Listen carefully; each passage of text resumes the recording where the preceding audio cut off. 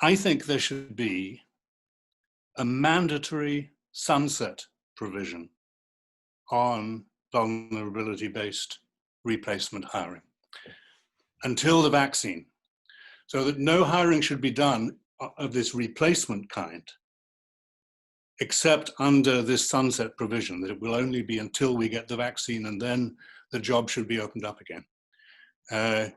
That's a practical suggestion for legislation. What are the principles here behind this? If somebody is at no fault, but has a temporary interruption of competence, which is what happens with somebody who's old like me, or somebody like my wife who is immunocompromised. Till the vaccine, we have a temporary interruption of competence.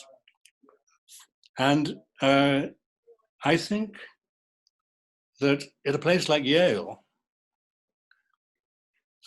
if somebody's child dies and they can't teach any longer, we're generous to them. And we say, we'll look after you for 6 months.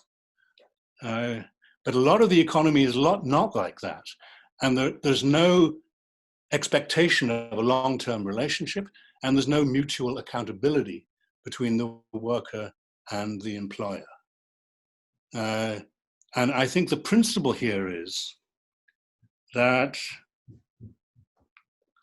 human beings have dignity. Dignity and not price. Dignity meaning incommensurable worth. You can't put a price on a human life. And dignity requires respect. And respect requires that we have this kind of mutual accountability to each other. The worker to the employer and the employer to the worker. And I think that for large parts of our economy, we don't have that.